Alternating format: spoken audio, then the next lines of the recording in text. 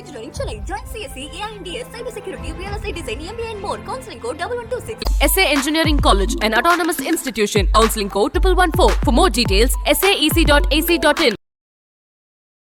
போர் இப்போதைக்கு நிறுத்தி வைக்கிறோம் அப்படின்னு இரு நாடுகளும் சொல்லியிருக்காங்க. ட்ரம்ப் ஒரு 12 மணி நேரத்துக்கு முன்னாடியே அவர் அறிவிச்சிட்டாரு.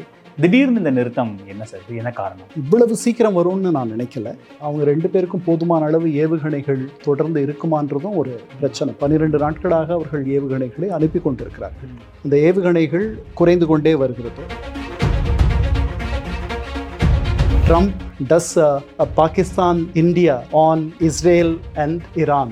அதிரடி செய்திகளை முந்தி தருவது ட்ரம்ப்புடைய வலைத்தளம் அப்படின்ற மாதிரி ஆயிடுச்சு. அவரோட கூட இருந்த ஆலோசகர்களுக்கே அது ஒரு பெரிய ஆச்சரியமாக இருந்தது. முன்னாடி ட்ரம்ப் அறிவிச்சிட்டாரு, ஆனால் ஈரான் சைட்ல இருந்து இல்லை அப்படின்னு மறுப்பு தெரிவிச்சுட்டு அதுக்கப்புறம் தான் போர் நிறுத்தத்துக்கான ஒரு இது கொடுக்குறாங்க. அது என்ன சார், அங்கே என்ன நடந்தது? கீழே விழுந்தாலும் மீசையில் மண் ஓட்டலைன்ற ஒரு நிலைமையில் அவங்க இருக்காங்க. ஈரானிடம் ட்ரம்ப் ரெக்வஸ்ட் பண்ணாரு, கெஞ்சினாரு. அதுக்கப்புறம் தான் இந்த போர் நிறுத்தத்துக்கு ஈரான் ஒத்துக்கிட்டாங்கன்ற விதத்தில் நிறைய செய்திகள் கேரி செய்யப்பட்டது. உண்மையிலேயே அப்படி நடந்ததா சார்? அப்படி ஒரு சினாரியோ இருக்கு? ஈரானிடம் கெஞ்ச வேண்டிய நிலைமையில் இல்லை. அதை நாம் தெளிவாக புரிஞ்சுக்கலாம். அமெரிக்கர்கள் யாரிடமும் கெஞ்ச வேண்டிய நிலையில் இல்லை. குறிப்பாக ட்ரம்ப் யாரிடமாவது கெஞ்சுவார் என்றும் எனக்கு தோன்றவில்லை. ஃபோர்டோ அப்படின்ற அந்த தளத்தை, இந்த 1/2 மைல் கீழே இருக்கிற தளத்தை அமெரிக்கர்களால் மட்டும்தான் தகர்க்க முடியும். ட்ரம்ப் முதல் முறையாக அதை யோசிக்கல. இந்த திட்டங்கள் எல்லாம் அந்த ஃபோர்டோ தளத்தை தகர்க்கிற, குண்டு போட்டு தகர்க்கிற எண்ணம் அமெரிக்க அதிபர்கள், அவருக்கு முன்னாடி இருந்த 4 அதிபர்களுக்கும் இருந்துச்சு. ஒபாமாக்கு இருந்துச்சு, அவருக்கு முன்னாடி இருந்த உங்களுக்கு இருந்துச்சு, புஷ்ஷுக்கு இருந்துச்சு. அந்த 4 பேரும் அதை யோசித்து அதனுடைய பின்விளைவுகளை நினைத்து அவர்கள் பின்வாங்கிவிட்டார்கள். ஈரானியர்களை பொறுத்தவரையில் அவர்களுக்கு இப்போ 2 விஷயம் தெரியுது. ஒன்று, அவர்கள் இன்று அணு ஆயுத தலைகளாக இந்த 60% செறிவூட்டிய யுரேனியத்தை 10 ஆயுத தலைகளாக மாற்றியிருக்க முடியும். அதை மாற்றி வைத்திருந்தால் இந்த நிலை வந்திருக்காது என்று அவர்கள் எண்ணலாம். இதில் இப்போ ஒருவேளை அமெரிக்கா இதுக்குள்ளே வராமல் இருந்திருந்தால், அமெரிக்கா நேரடியாக அதை தாக்காமல் இருந்திருந்தால், போர் தொடுக்காமல் இருந்திருந்தால் இவங்க கத்தாருக்கே போயிருக்க மாட்டாங்க. ஒருவேளை இந்த பிரச்சனை இன்னும் நீடித்து இருக்குமோ சார்? இன்னும் ஒரு 20 நாள் 25 நாள் கூட போயிருக்கோம், நிறைய நாள் போயிருக்கோம். நியூஸ் கிளிட்ஸ் நேயர்களுக்கு வணக்கம். இன்றைய சிறப்பு நேர்காணலில் நம்மோடு வரலாற்று ஆய்வாளர் திரு கண்ணன் அவர்கள் நம்மோடு இணைந்திருக்கிறார். அவரை வரவேற்று நிகழ்ச்சிக்குள் போகலாம். சார் வணக்கம். சார் வணக்கம் கௌதம். போர் இப்போதைக்கு நிறுத்தி வைக்கிறோம் அப்படின்னு இரு நாடுகளும் சொல்லியிருக்காங்க. ட்ரம்ப் ஒரு 12 மணி நேரத்துக்கு முன்னாடியே அவர் அறிவிச்சிட்டாரு. இன்னும் 6 மணி நேரத்துக்கு முன்னாடி போர் நிற்க போகுது. அதுக்கப்புறம் 2 நாடும் அதை அவங்களே அதிகாரப்பூர்வமாக அறிவிக்க போகிறாங்கன்னு இவரும் முன்னாடி வழக்கம் போல் சொல்லிட்டார். திடீர்னு இந்த நிறுத்தம் என்ன சார், என்ன காரணம்? திடீர்னு இல்லை, இந்த மாதிரி ஒன்று வரும்ன்ட்டு நாம் எல்லாம் நினச்சி பார்த்துருக்கணும். இவ்வளவு சீக்கிரம் வருமானது தான் நமக்கு தெரியல. 2 தரப்பும் இன்றைக்கி 12 நாட்களாக போர் நடந்துகிட்ருக்கு. அதற்கப்புறம் இஸ்ரேலுடைய இலக்கு அப்படின்னு சொல்லப்பட்டது, அந்த இலக்கை எட்டிட்டு தான் இஸ்ரேல் சொல்லியிருக்கு. அமெரிக்கர்களும் ஃபோர்டோவை தவிர அவர்களுக்கு அங்கே தாக்குறதுக்கு பெரிய அளவில் ஒரு இலக்கு என்பது கிடையாது. அது அவர்களால் மட்டும்தான் தாக்க முடியும். அது 1/2 மைல் கீழே இருந்துச்சு அந்த தளம். அதையும் அவங்க தாக்கி முடிச்சிட்டாங்க. ஈரானியர்களும் இஸ்ரேலியர்களும் 2 பேருமே இந்த போர் ஃபெட்டீகுன்னு சொல்லுவாங்கல்ல, அயர்வு, அந்த போர் அயர்வு நிலையை தான் எட்டியிருக்கிறார்கள். அவங்க 2 பேருக்கும் போதுமான அளவு ஏவுகணைகள் தொடர்ந்து இருக்குமான்றதும் ஒரு பிரச்சனை. 12 நாட்களாக அவர்கள் ஏவுகணைகளை அனுப்பி கொண்டிருக்கிறார்கள். அந்த ஏவுகணைகள் குறைந்து கொண்டே வருகிறது. அதை நிரப்பணும் திருப்பி. இது எங்கேருந்து வரும்? ஒருவேளை இஸ்ரேலுக்கு வரலாம். இப்போது இவங்களுக்கு, ஈரானுக்கு இந்த மாதிரியான உதவிகள் பண்ணுறதுக்கு பெரிய நண்பர்கள்லாம் இன்றைக்கி கிடையாது. ரஷ்யர்கள் அவர்களுடைய போரை அவங்க பண்ணிகிட்ருக்காங்க. அவங்களுக்கு இதெல்லாம் தேவை. அவர்களே ஈரான் தயார் செய்கிற ட்ரோன்ஸை வச்சு தான் சண்டை போடுறாங்க. இதெல்லாம் நடந்துகிட்ருக்கு. அதனால் இது இவ்வளவு சீக்கிரம் வரும்னு நான் நினைக்கல. இதற்கு ஒரு முக்கியமான காரணம் கத்தாருடைய எமிர், கத்தாரிஸ் இதுக்கு முனைஞ்சு, ஏன்னா அந்த தாக்குதல் நடக்கிறதுக்கு முன்னாடியே கத்தாரில் இருந்த அமெரிக்க தளத்தை ஈரானியர்கள் தாக்குறதுக்கு முன்னாடியே அவர்கள் கத்தாரிகளுக்கு ஒரு அறிவிப்பு தந்து விட்டார்கள். இந்த மாதிரி நாங்கள் தாக்க இருக்கிறோம் அப்படின்ட்டு. ஏன்னா அந்த அறிவிப்பை செஞ்சு உங்களுடைய குடிகள், சிவிலியன்ஸை நீங்கள் காப்பாற்றி கொள்ளுங்கள் அப்படின்ற மாதிரி. அதற்கு பிறகு அந்த தாக்குதல் நடந்தது. அதனால் அந்த தாக்குதலால் எதுவும் சேதம் நடந்திருக்கலாமே ஒழிய உயிரிழப்போ காயமோ யாருக்கும் நடக்கலை. இதற்கு பிறகு இது நடந்த பிறகு கத்தாருடைய எமிர், அவருக்கு நல்ல உறவு இருக்குது ஈரானோட, அவர் முனைஞ்சு பேசி அமெரிக்க தரப்பில் வந்து துணை அதிபர் வான்ஸ், அதுக்கப்புறம் அவருடைய வெளியுறவு அமைச்சர் மார்க்கோ ரூபியோ, அவருடைய தனி தூதர் ஸ்டீவ் விட்காஃப், இவர்களெல்லாம் பலரோடு பேசி வச்சு அப்புறம் அமெரிக்க அதிபர் ட்ரம்ப் நெத்தன்யாகுவோடு பேசி இந்த போர் நிறுத்தத்திற்கு அவர்கள் 2 பேரையும் ஒப்புக்கொள்ள வைத்தார்கள். இன்றைக்கி காலையில் நம்ம நேரம் அதிகாலை 3:30 மணிக்கு தன்னுடைய ட்ரூத் சோஷியல் வலைத்தளத்தில் அவர் அதை அறிவித்தார்.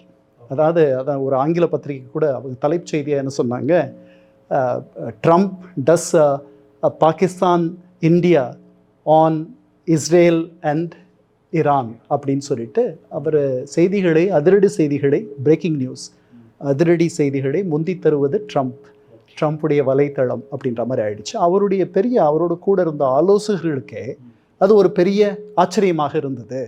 இவ்வளவு சீக்கிரம், அதாவது இந்த போர் நிறுத்தம் என்பது வரும் என்று நான் கூட எண்ணினேன், இவ்வளவு சீக்கிரம் வரும்னு நான் நினைக்கல.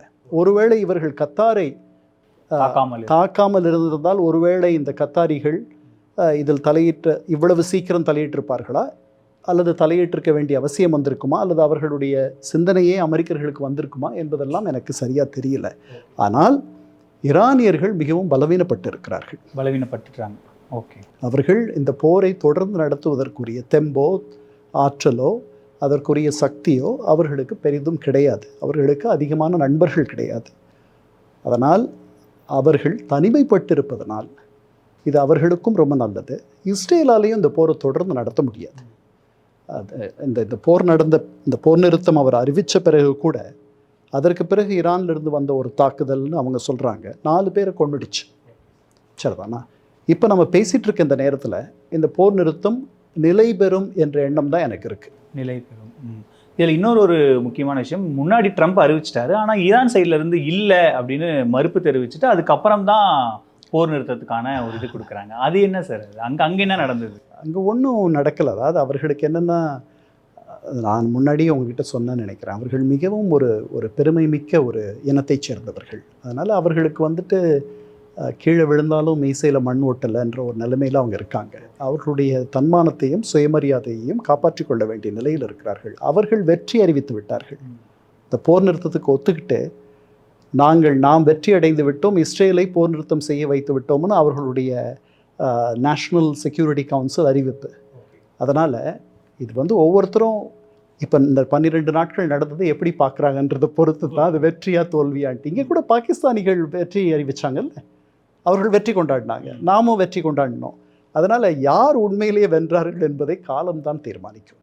இதில் முக்கியமாக நம்ம தமிழ் செய்தி ஊடகங்கள் நிறைய நம்ம செய்திகளை பார்க்கும்போது, ஈரானிடம் ட்ரம்ப் ரெக்வஸ்ட் பண்ணார், கெஞ்சினார், அதுக்கப்புறம் தான் இந்த போர் நிறுத்தத்துக்கு ஈரான் ஒத்துக்கிட்டாங்கன்ற விதத்தில் நிறைய செய்திகள் கேரி செய்யப்பட்டிருக்கு. உண்மையிலேயே அது அப்படி நடந்ததா சார்? அப்படி ஒரு சினாரியோ இருக்குது? பொதுவாக 3வது உலக நாடுகளில் அல்லது அணிசேரா நாடுகள் மத்தியில் பொதுவாக அமெரிக்கா மீது ஒரு வலதுசாரி நாடு, ஒரு எதேச்சிகார நாடு, அது தன்னுடைய அது ஒரு வல்லான் வகுத்ததே சட்டம் அப்படின்ற மாதிரி அமெரிக்கா நடந்துட்டுருக்கு.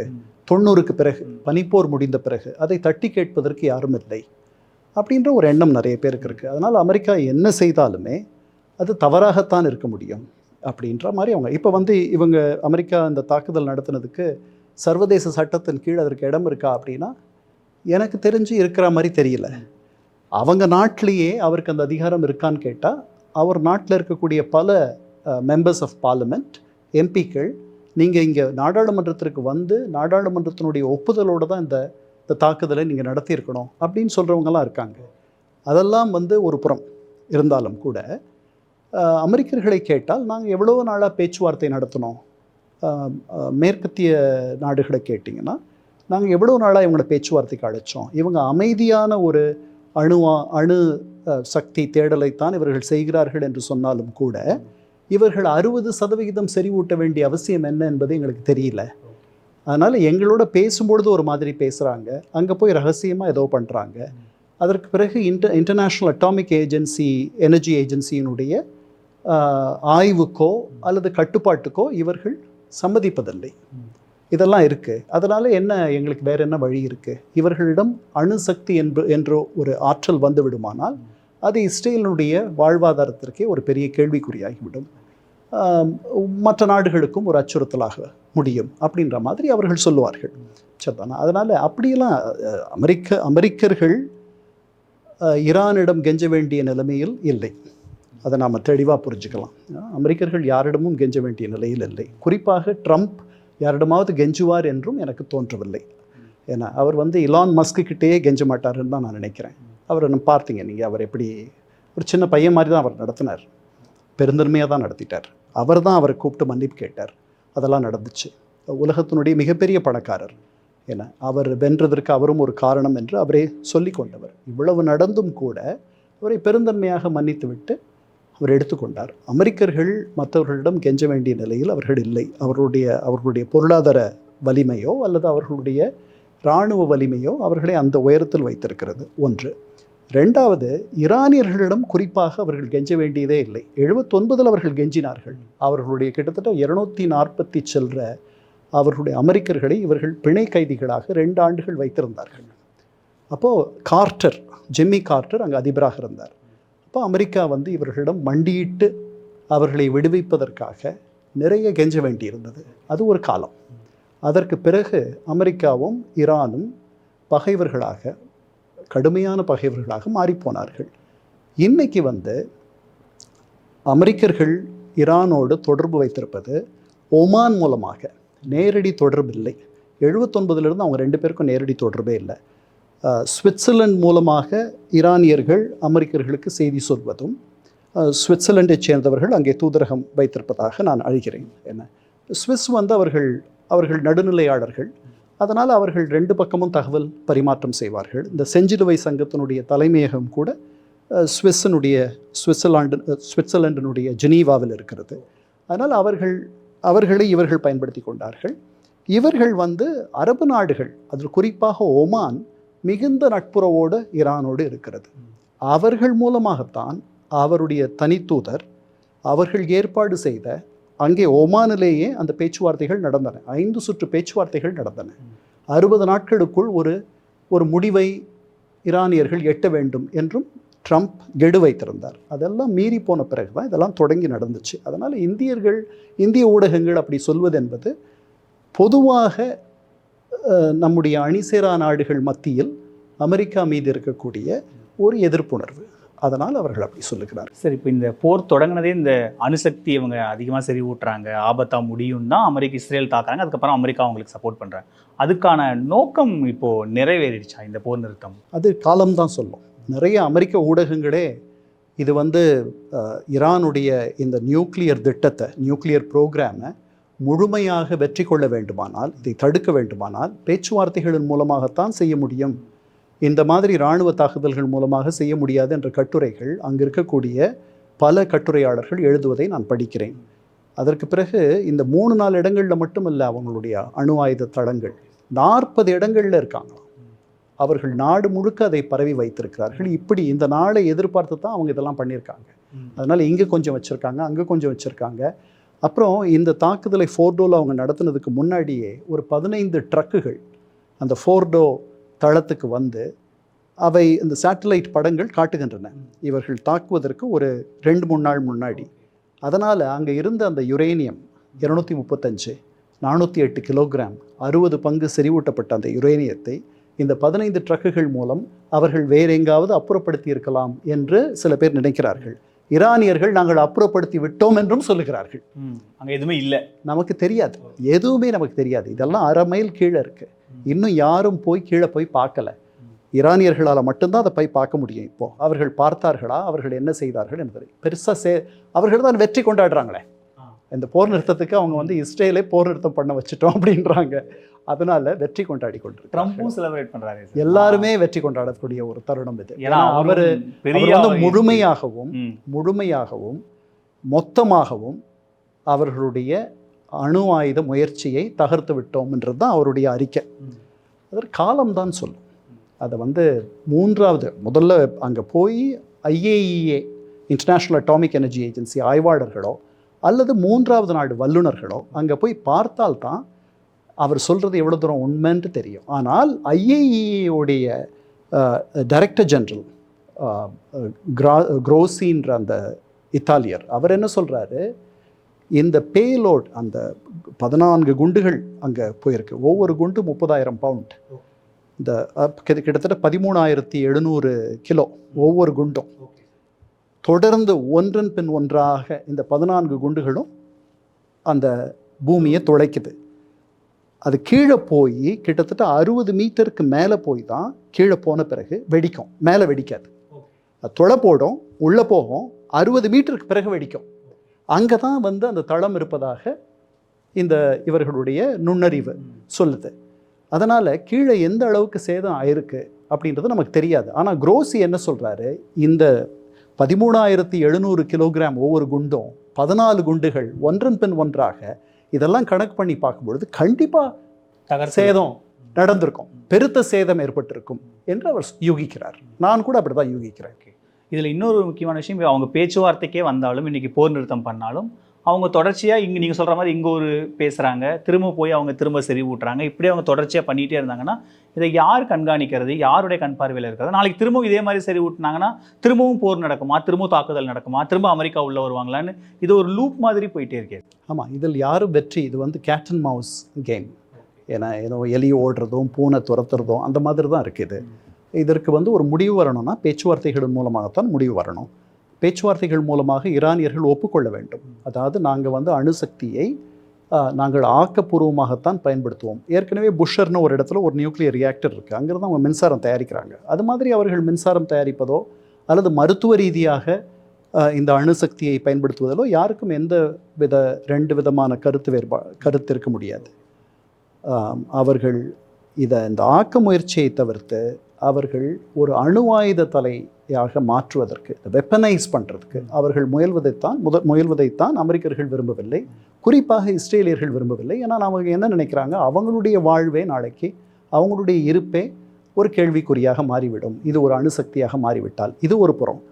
ஈரானியர்களை பொறுத்தவரையில் அவர்களுக்கு இப்போ 2 விஷயம் தெரியுது. ஒன்று, அவர்கள் இன்று அணு ஆயுத தலைகளாக இந்த 60% செறிவூட்டிய யுரேனியத்தை 10 ஆயுத தலைகளாக மாற்றியிருக்க முடியும். அதை மாற்றி வைத்திருந்தால் இந்த நிலை வந்திருக்காது என்று அவர்கள் எண்ணலாம். ஆமாம், அவர்களிடம் அணு ஆயுதங்கள் இருக்குன்னா யார் அவங்கள தாக்குவாங்க?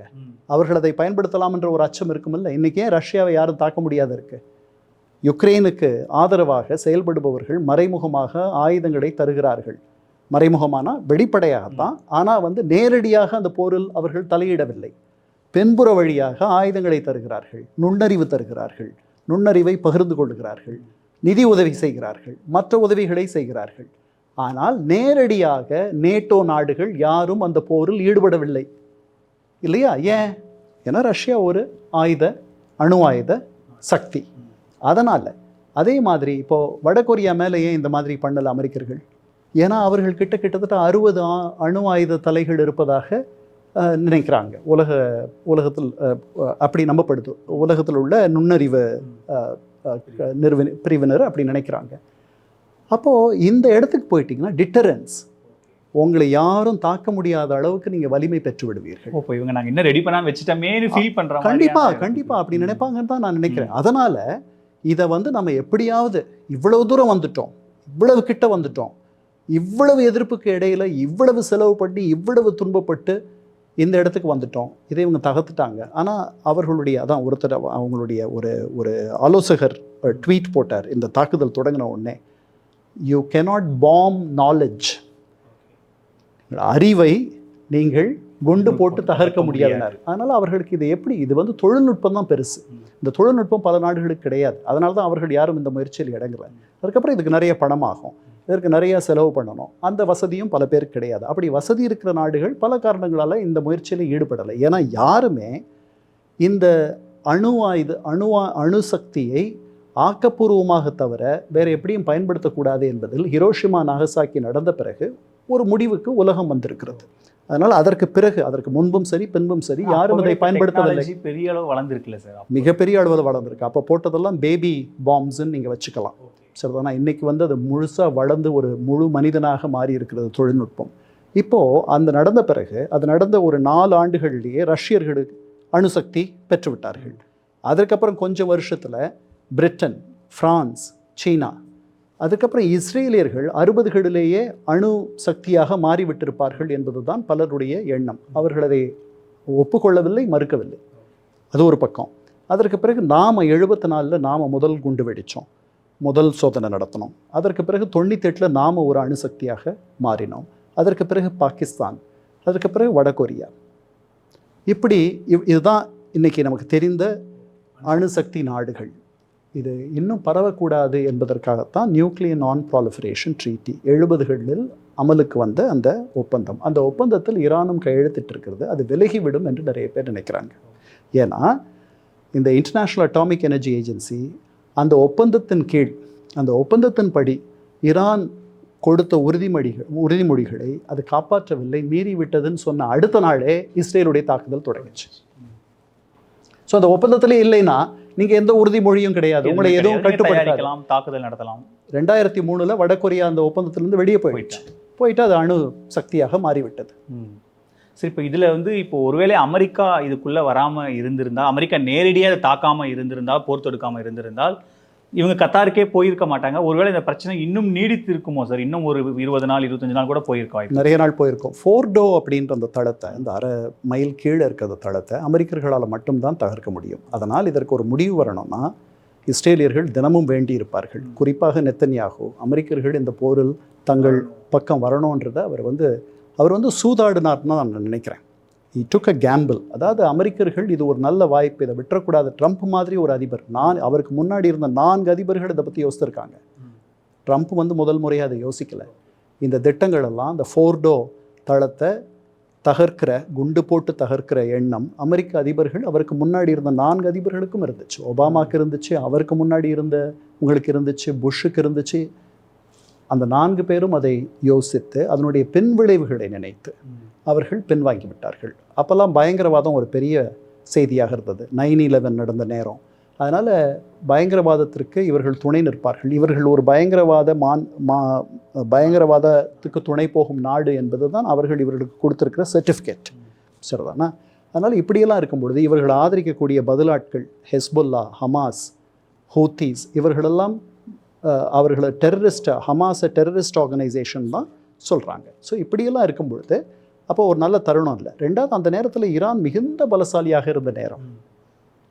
ஈரான் இன்னைக்கு இருக்கிற ஈரான் கிடையாது. இன்னைக்கு ஈரான் ரொம்ப படுகாயமுற்று போருக்கு அப்புறம், ஆமாம், இந்த போருக்கு அப்புறமும் சரி, இந்த 2 ஆண்டுகளில் அதனுடைய பலம் மிகவும் குன்றிவிட்டது. என்னன்னா அதனுடைய சிரியாவில் அதை ஆதரித்த அந்த ஆட்சி கீழே விழுந்துருச்சு. பஷார் அல் அசாத் அவர் போய் ரஷ்யாவில் அடைக்கலம் தேடிட்டு போயிட்டார். இவர்கள் யாரை எதிர்த்து போர் செய்தார்களோ அந்த சன்னி இஸ்லாமிய தீவிரவாதிகள் இன்று ஆட்சிக்கு வந்து விட்டார்கள் சிரியாவில். அவர்கள் அமெரிக்காவோடு நேசம் பாராட்டுகிறார்கள். அவர் அங்கே $10 மில்லியன் அவருடைய தலையில் பிணை பணமாக வைத்திருந்த அமெரிக்க அதிபர் ட்ரம்ப் அவரோடு கை குலுக்குகிறார். இஸ் அ ஸ்ட்ராங் லீடர் என்று சொல்கிறார். அதனால் அங்கே இருக்கக்கூடிய ஜியோ பொலிட்டிக்கல் சிச்சுவேஷன் தலைகீழாக மாறி இருக்கிறது. அப்புறம் ஹமாஸ் ரொம்ப பலம் குன்றி இருக்கிறது. ஹிஸ்புல்லாவுடைய தலைவரை ஈரானில் இருக்கும் பொழுதே இஸ்ரேலியர்கள் கொல்லுகிறார்கள். இதை விட என்ன, உங்கள் புழக்கடையில் கொல்றது பரவாயில்ல, உங்களுடைய லிவிங் ரூமில் கொல்றாங்க. ஸோ இது அதனுடைய நிலைமை. அதனால் அமெரிக்கர்கள், குறிப்பாக ட்ரம்ப் நினைத்திருக்க வேண்டும், இந்த நேரத்தை விட்டால் வேறு உகந்த நேரம் கிடையாதுன்னு அவர் நினச்சிருக்கணும். அதனால் அவர் முன்னாடியே இந்த முடிவை எடுத்துட்டாருன்னு தான் எனக்கு தோணுது. இந்த 2 வாரம் கெடு என்று அவர் சொன்னதெல்லாம் இவர்களை திசை திருப்ப முயற்சி அப்படின்னு தான் இப்போ தோணுது எனக்கு. இப்போ இது தற்காலிக ஒரு நிறுத்தம் தானே சார்? இல்லை இது அப்படியே தான் அடுத்தடுத்த அக்ரிமெண்ட், அடுத்தடுத்து பேச்சுவார்த்தை மூலமாக இது அப்படியே தொடர்ந்துகிட்டே இருக்குமா? இது அடுத்த கட்டமாக எப்படி நகரும்? இது முழுக்க ஈரானியர்கள் கையில் இருக்குது. அவங்க பேச்சுவார்த்தைக்கு வரணும் அப்படின்னா அவர்களுடைய தன்மானத்தையும் சுயமரியாதையும் காப்பாற்றிக் கொள்ளணும்னு நினைப்பாங்க. அவங்களுடைய எண்ணம் என்னென்னா, அவங்க இந்த செறிவூட்டுறத அந்த உரிமையை அவர்கள் வைத்திருக்கணும்னு நினைக்கிறாங்க. அந்த உரிமையே அவர்களுக்கு இருக்கக்கூடாது. அதாவது இந்த முன்னாடி அந்த மின்சார சக்திக்காக செறிவூட்டுறது 3.67%, அந்த உரிமை இருந்துச்சு 2015 ஒப்பந்தத்தின் கீழ். அது கூட இப்போ இவங்களுக்கு இருக்கக்கூடாதுன்ட்டு அமெரிக்கர்கள் நினைக்கிறாங்க. அதை அவங்க ஒத்துக்குவாங்களான்னு தெரியல.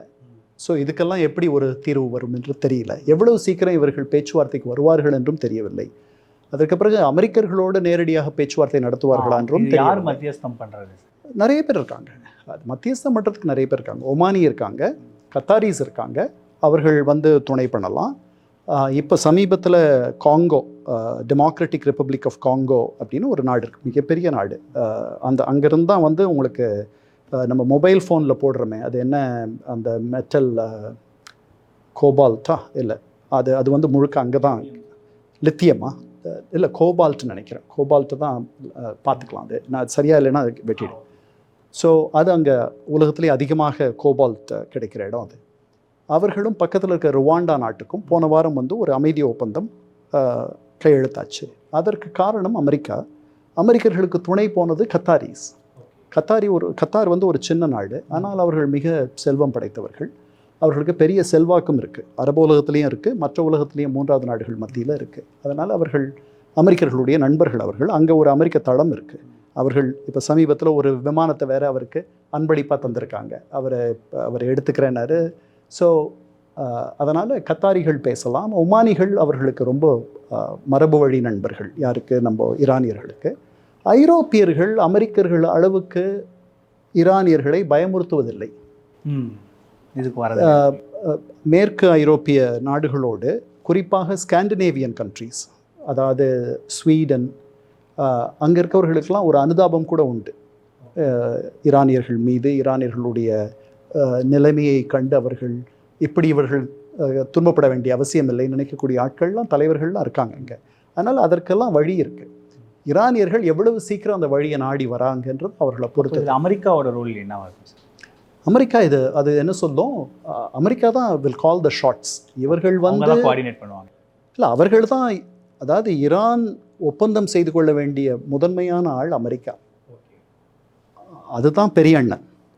இந்த கத்தார், இந்த ஒமான், இவர்களெல்லாம் வந்து நாம் அனுப்புகிற பேச்சுவார்த்தைக்கு நாம் சொல்லி அனுப்புகிற மெசஞ்சர்ஸ். அவர்களுடைய ரோல் அதுக்கு மேலே எதுவும் கிடையாது. மேற்கு ஐரோப்பிய நாடுகளைச் சேர்ந்தவர்கள் ஈரானுடைய முகத்தை காப்பாற்றுவதற்கு ஒரு வழி, அவர்களுடைய கௌரவத்தையும் அவர்களுடைய தன்மானத்தையும் காப்பாற்றுவதற்கு மேற்கு ஐரோப்பிய நாடுகளைச் சேர்ந்த தலைவர்கள் பேச்சுவார்த்தை நடத்துவது என்பது இவர்களுக்கு இன்னும் கொஞ்சம் உகந்ததாக இருக்கும். இது எதிரியோட சண்டை போடுறதை விட இங்கேயும் நண்பர்கள், அவர்கள் மேற்கு ஐரோப்பிய நாட்டைச் சேர்ந்தவர்கள் இவர்களோடும் நண்பர்களாக இருக்கிறார்கள். இந்த ரொம்ப நாளாக நண்பர்களாக இருக்காங்க. அமெரிக்கா அளவுக்கு அவங்களுக்கு பகை இல்லை இவங்களோட. 2 நாட்டுக்கு தான் பெரிய பகைன்னு சொல்லலாம், இஸ்ரேல், அமெரிக்கா. அதற்கப்புறம் உங்களுக்கு வேணால் பிரிட்டன் சொல்லலாம். அவர்கள் தான் இவர்களோடு, அவர்கள் கூட என்ன சொல்லிட்டாங்க, இந்த போரில் எங்களுக்கும் இந்த போருக்கு எந்த சம்பந்தமும் இல்லை. எல்லா மேற்கத்திய ஐரோப்பிய நாடுகளும் எங்களுக்கும் இந்த போருக்கும் சம்பந்தம் இல்லைன்ட்டு தெளிவாக சொல்லிட்டாங்க. அதனால் அவர்களுக்கும் ஈரானியர்களுக்கும் எந்த சிக்கலும் இல்லை. அதனால் அவர்கள் மூலமாகவும் பேச்சுவார்த்தை நடத்தலாம். முன்னாடி 2015 நடந்த ஒப்பந்தத்தில் ஐரோப்பிய யூனியன் கையெழுத்து போட்டிருக்கு, அது ஒரு ஒப்பந்தக்காரர். அதற்கு பிறகு நம்ம ஜெர்மனி ஒரு ஒப்பந்தக்காரர். அவர்கள் தான் ஜெர்மனி, பிரான்ஸ், பிரிட்டன், இவர்கள் 3 பேர் தான் மேற்கத்திய ஐரோப்பிய நாடுகளுடைய முதன்மையான நாடுகள். அவர்களோடு இவங்க பேசுறதுல பெரிய சிக்கல் இருக்காதுன்னு நான் நினைக்கிறேன். இதனுடைய போர் நிறுத்தம் மத்திய கிழக்கில் இருந்து ஒரு பெரிய இது வந்து இப்போ ஓஞ்சிருக்கு. வான்பரப்பெல்லாம் தடை பண்ணி வச்சுருந்தாங்க. எல்லாமே ஆல்மோஸ்ட் இயல்பு நிலைக்கு திரும்பியிருக்கு. சேதாரம் அப்படின்னு பார்க்கும்போது 2 தரப்புலையும் பெரிய அளவுக்கு ப்ளீடிங் இருக்குன்ற மாதிரி சொல்லப்படுது. தொடர்ச்சியான இந்தியா பாகிஸ்தான் சண்டை, இதுக்கப்புறம் ரஷ்யா உக்ரைன், இப்போ இஸ்ரேல் ஈரான், ஒரு விதமான ஒரு 2 ஆண்டுகளில் நிறைய போர் மேகங்களாகவே இருக்கே. என்ன ஜியோ பாலிட்டிக்ஸ் என்ன தான் நடக்குது சார்? ஏன் இந்த மாதிரியான அடிக்கடி டக்குன்னு வெடிச்சுட்டே இருக்காங்க?